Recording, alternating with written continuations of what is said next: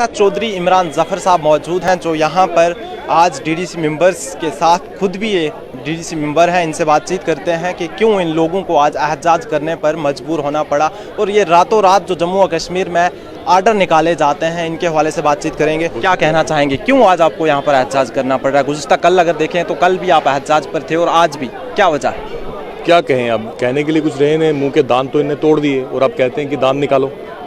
हमारा हाल तो वो इनने कर दिया ना। अफसोस की बात है कि जो इनने ये अपनी बात पे ये खड़े नहीं उतरते। ये हमारी बात नहीं है, ये इनकी अपनी बात है। और मैं आपको बताऊं कि मुझे अफसोस है कि इतना बड़ा जमहूरी मुल्क, उनके प्रधानमंत्री जी हमारे साथ वादा करते हैं और आज कहीं ना ये जम्मू कश्मीर को खुद अलग कर रहे हैं। अगर जो हकूक बाकी रियासतों में है वही हकूक जम्मू कश्मीर की आवाम को भी मिलने चाहिए थे, वही हकूक जो हैं वो हमें भी मिलने चाहिए थे। इवन लद्दाख में अलग कानून बन गए, वो भी यूटी है, और हमारी यूटी में जो है वो अलग कानून बन रहे हैं। इसका मतलब कोई इनकी पुरानी दुश्मनी है हम लोगों से क्या, कि आवाम के सामने भी हमें नंगा करके फेंक दिया इनने? कोई तरीका होता है किसी चीज़ का? इमरान जी, आपको याद होगा कि पहले तो ये कहा जा रहा था कि एक मिनी एमएलए की पावर डीडीसी मेंबर को दी जाएगी। आज वो वादे कहाँ गए? नहीं, एक मिनी एमएलए की जो है पावर मिलनी चाहिए, क्योंकि कहा भी गया था। क्योंकि देखिए बाकी स्टेट्स में अगर देखा जाए तो जो चेयरमैन है, और बताया भी गया था ये कि जो चेयरमैन होगा कैबिनेट मंत्री, जो वाइस चेयरमैन है स्टेट मंत्री, और जो डीडीसीज हैं उनका प्रोटोकॉल एमएलए के बराबर होगा। आज बात प्रोटोकॉल की भी नहीं है। आज अगर बोल रहे हैं कि डीसी का प्रोटोकॉल बहुत बड़ा होता है। डीसी के कहने पे काम होते हैं। डीसी मीटिंग ले सकता है, डीसी किसी को सस्पेंड कर सकता है। हम क्या कर सकते हैं? आज 280 जो हैं वो यहाँ पे जो डीडीसी मेंबर बैठे हुए हैं, डीसी बैठे हुए हैं, तो अगर हमें इतनी पावर्स दी जाती तो हम बेवकूफ़ नहीं थे कि इलेक्शन लड़के जो है सड़कों पे उतरते। जो वादे आपने लोगों के साथ किए हैं, जो वादे आप लोगों के साथ करके आए हैं कि आपके ये काम हो जाएंगे, हमें आगे भेजो, और उन लोगों ने आपको इस मुकाम तक पहुंचाया, अगर इसी तरह से चलता रहा तो क्या आप उन लोगों के साथ वो वादे पूरे कर पाओगे? उन लोगों के साथ किए गए वादों को पूरा कर पाओगे? देखिए, मैं आपको एक बात बताऊं, जिस टाइम पे ये इलेक्शन कंटेस्ट करने की बारी आ रही थी ना, आप यकीन माने मैं नहीं लड़ रहा था मैं इलेक्शन ये, क्योंकि मुझे पता था कि 2014 से सिर्फ झूठे वादे हो रहे हैं। लेकिन लोगों ने मुझे कहा कि आप लड़िए, और लोगों ने ये साबित भी किया कि उनने मुझे बहुत बड़ा मैंडेट दिया। मैं लोगों के लिए पहले भी खड़ा था, आज भी खड़ा हूँ, इसके बाद भी खड़ा हूँ। मैंने उनको एक बात कही कि सरकार देगी तो मैं आपको दूंगा, अगर नहीं देगी तो मैं लड़ूंगा, आपके लिए लड़ूंगा। तो लड़ने के लिए मैं तैयार हूँ। अभी हमारे साथ चौधरी इमरान ज़फ़र जी, हम इनसे जानेंगे। सर, एमएलए की बात करें, एमएलए जितनी पावर्स दी जाएंगी, अभी तो प्रोटोकॉल्स ही नहीं आए, कहा तो ये क्या था? एमएलए की पावर्स दी जाएंगी, देख लीजिए एमएलए की जो हमें पावर्स मिली हैं, इतनी बढ़िया पावर्स मिली हैं। अगर एमएलए की पावर मिली होती ना तो हम ऐसे सड़कों पे नहीं होते। बदकिस्मती की बात है आज कि हमारे साथ एक मजाक किया गया, और मजाक भी जो हुआ वो हमारे प्रधानमंत्री जी ने किया। सर, आपको एक सैलरी देकर क्या साबित करना चाहते हैं, क्योंकि अभी तक तो आपने काम किया ही नहीं है? देखिए, सैलरी की अगर बात की जाए तो मुझे सैलरी नहीं चाहिए, लेकिन बहुत से ऐसे लोग हैं, आपने इंटरव्यू लिया होगा कि गरीब लोग उठ के आए हैं। आज अगर उनको ये सैलरी नहीं देंगे, गाड़ी नहीं देंगे, वो कैसे लोगों के पास जाएंगे? वो कैसे लोगों को चाय पिलाएंगे? वो तो हो गया ना, एक इंसान को आपने बिल्कुल कपड़े उतार के फेंक दिया। ठीक है, तो मेरी सरकार से यही गुजारिश है, बहुत मजाक किया, अब और मजाक मत कीजिए। हमेशा तो मजाक ही होता है ना जम्मू कश्मीर में, आखिर जो बोला जाता है वो दिया कहाँ जाता है? देखिए, आज मेरे ख्याल से सरकार को एक खुशी मनानी चाहिए थी कि जम्मू कश्मीर की आवाम ने, जम्मू कश्मीर के हिंदू, मुसलमान, सिख, ईसाई ने प्रधानमंत्री मोदी जी की बात पे यकीन किया और इस इलेक्शन में हिस्सा लिया। और इस इलेक्शन में ऐसा हिस्सा लिया कि जैसे कभी आप यकीन मानिए कि एमएलए के इलेक्शन भी नहीं हुए। बड़ी खुशी से उन्होंने किया कि आप ढोल नगाड़ों से, और बताया गया था कि सब काम हमारे हाथों से होंगे, लेकिन मुझे 3 महीने हो गए बने हुए, मेरे कहने पे एक पाइप भी सीधी नहीं हुई है।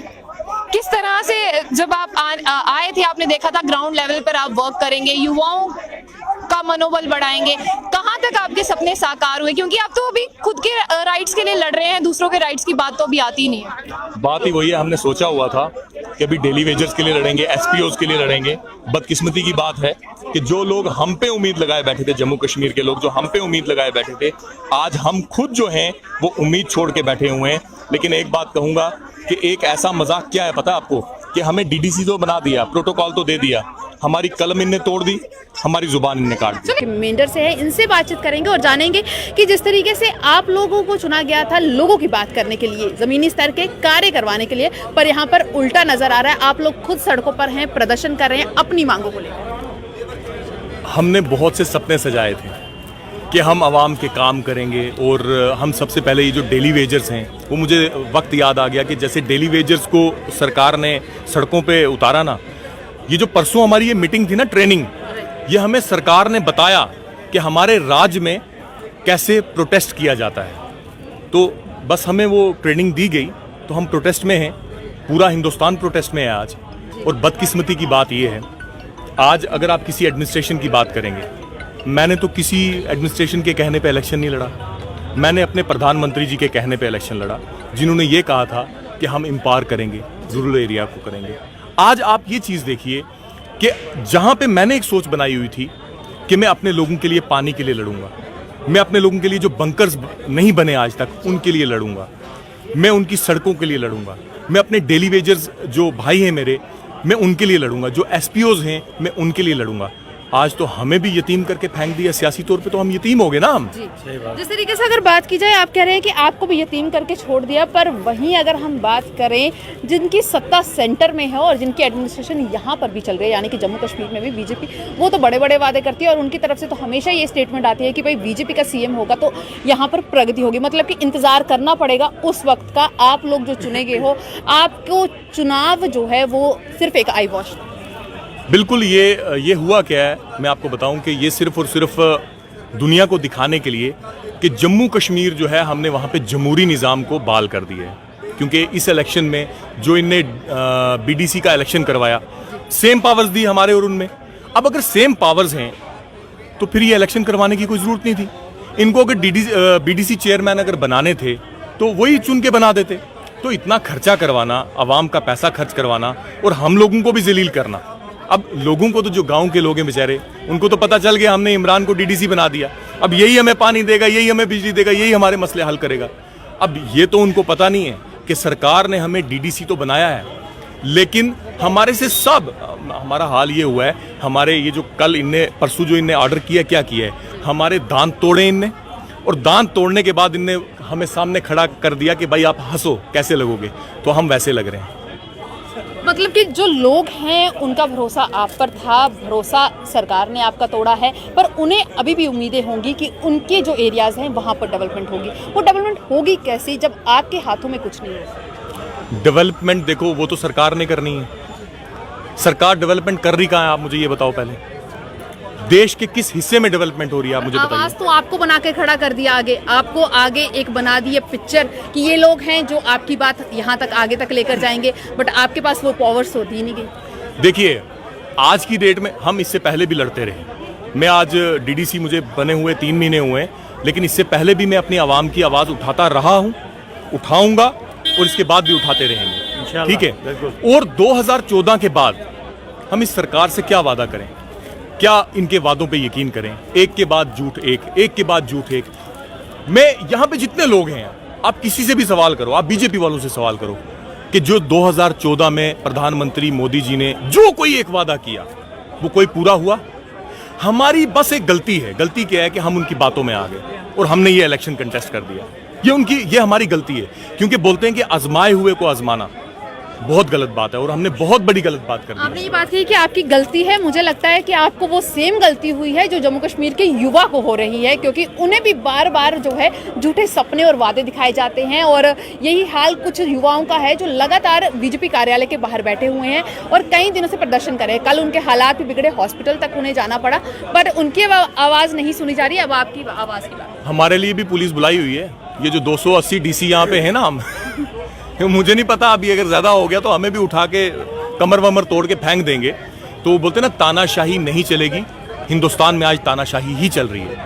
लेकिन मैं बीजेपी गवर्नमेंट से एक बात कहूंगा, मैं कांग्रेसी होने से पहले या कोई बीजेपी होने से पहले वो इस देश का नागरिक है। सरकारें आती और जाती हैं। किसी को जो धर्म के बीच में बांटना या नस्लों को बांटना जो है ना, वो कौम का रहबर नहीं हो सकता है। जो बांटने वाला है ना, वो कभी रहबर नहीं हो सकता है। वो इस देश के जो है दुश्मन हैं। आज मैं गवर्नमेंट से एक ही दरख्वास्त करूंगा कि प्लीज आज ये आवाम के चुने हुए नुमाइंदे सड़कों पे हैं, जो हमारे किसान हैं वो सड़कों पे हैं, आज डेली वेजर सड़कों पे हैं, इनको प्लीज इनकी समस्याएं सुनो। ये भी हिंदुस्तानी है और हिंदुस्तान को बांटो मत। हिंदुस्तान एक बहुत खूबसूरत मुल्क है, आप सबको बांधो। और ये जो ये छोटी सियासत शुरू की हुई है ना, इसको छोड़ के एक ऐसा मॉडल बनाओ हिंदुस्तान को कि जब आपकी हुकूमत कल को ना रहे। आज जैसे हम अटल बिहारी वाजपेयी जी को याद करते हैं, आज अटल बिहारी वाजपेयी जी ने कुछ ऐसे फैसले किए थे जो उनके फैसले उस वक्त थे, आज भी वही काम हो रहे हैं। इनको किसी और की किताब पढ़ने की जरूरत नहीं है। कि अब हमारे देश के प्रधानमंत्री को याद किया जाएगा उनके नाम के स्टेडियम से, क्योंकि उन्होंने पहले ऐसे व्यक्ति हैं जो कुछ स्टेडियम बना चुके हैं अपने नाम पर, जो कि जीवित व्यक्ति जो है, नहीं तो आज तक हमने नहीं देखा कि किसी जीवित व्यक्ति के नाम पर कोई स्टेडियम या कोई भी स्मारक बना हो, पर उन्होंने अपने नाम पर बना लिया है। तो उन चीज़ों से याद कर सकते हैं डेवलपमेंट के नाम से। मोदी जी अगर युवाओं को नौकरियां दे देते, महंगाई कम कर देते। आज तो वो है ना कि पेट्रोल और डीजल आगे बढ़ो, वो सिलेंडर कहता है पीछे से हम भी आपके साथ हैं। सिलेंडर साथ ही है, सिलेंडर साथ ही चल रहा है। तो इनको अपनी ही करनी पे शर्म आनी चाहिए कि जब कांग्रेस की हुकूमत थी उस वक्त अगर 5-10 रुपया भी रेट बढ़ जाता था, ये लोग सड़कों पे उतर आते थे। 1 रुपया भी अगर किसी चीज का दाम ऊपर नीचे हो जाता था, ये लोग सड़कों पे उतर आते थे। आज उनको इस चीज के बारे में सोचना चाहिए। और आज जो इनने ये काम पकड़ा है ना कि पूरे हिंदुस्तान का बिजनेस है वो उठा के चंद लोगों के हाथ में कर दिए। आने वाले जो दिन हैं, आने वाले जो साल हैं, वो हिंदुस्तान के लिए बहुत मुश्किल है। मैंने आपको कहा ये सरकारें आती जाती रहेंगी। कल कांग्रेस थी, उससे पहले कोई और था, आज बीजेपी है। ये हमेशा राज नहीं रहेगा, कल किसी और का राज होगा। लेकिन ऐसा राज करके जाओ कि हम भी, विपक्ष वाले भी आपकी तारीफ करें कि इनने हिंदुस्तान को जोड़ा ना कि तोड़ा। जो हो गया उसको भूल जाओ। हम आज कहते हैं आप अच्छे फैसले करो, हम आपकी तारीफ करेंगे।